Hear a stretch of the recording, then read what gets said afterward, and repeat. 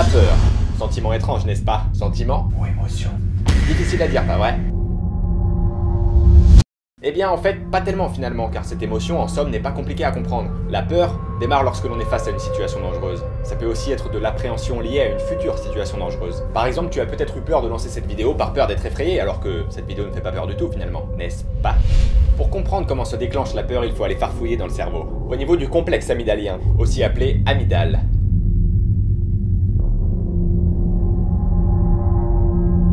Qui se trouve dans la région du lobe temporal. À ne pas confondre avec les amygdales de la gorge, bah oui, sinon t'imagines bien que ceux qui se font enlever les amygdales, bah ils ont plus jamais peur de leur vie quoi. Une de ses fonctions les plus importantes est de repérer les facteurs externes de danger. Facteurs externes qui sont analysés et qui donnent ensuite les émotions correspondantes. La peur, l'anxiété, etc.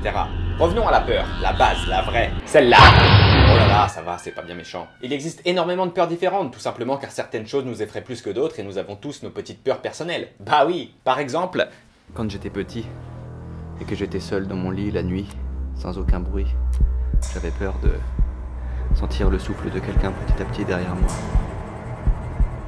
Bon après j'étais petit, tu vois. Et oui, c'est un type de peur qui peut se traduire par la peur du silence, d'être seul dans un endroit sombre. Non, c'est pas vrai, j'avais pas peur du noir avant. Est-ce que je mettrais pas un petit screamer en rallumant la lumière? Ouais. Là, clairement, dans cette petite expérience, vous êtes dans une situation d'appréhension totale. Interrogation, suspicion... Et non. Des types de peurs comme ça, on en compte un nombre énorme. Lorsque la peur survient, elle produit sur notre corps des effets extrêmement sympathiques. Tremblements, palpitations, visage verdâtre, transpiration, caca, etc. Et tout ça, ces symptômes proviennent d'une chose que vous connaissez tous, l'adrénaline, l'hormone principale de la peur. Vous voyez ce que je veux dire quand je parle d'adrénaline? Tout ce procédé magnifique qui démarre du cerveau, qui détecte le danger. Ensuite, vous êtes apeuré, avec le cœur qui bat fort, car vous avez l'impression d'être observé dans votre cave quand vous étendez le linge.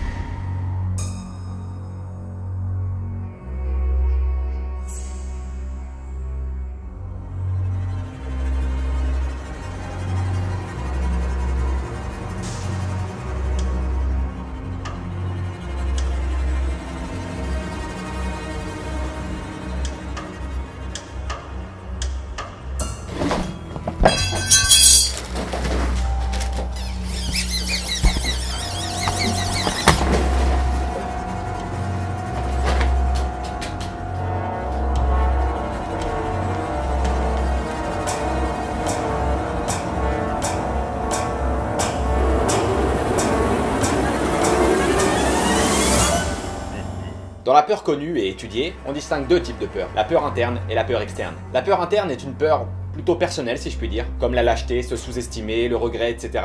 Alors que la peur externe est une peur bien plus simple. Je suis devant un homme avec une arme braquée sur moi, j'ai peur qu'il tire. Voilà en gros. Dans les peurs externes, on retrouve très souvent des peurs liées aux phobies. Les serpents, les araignées, les couteaux, etc.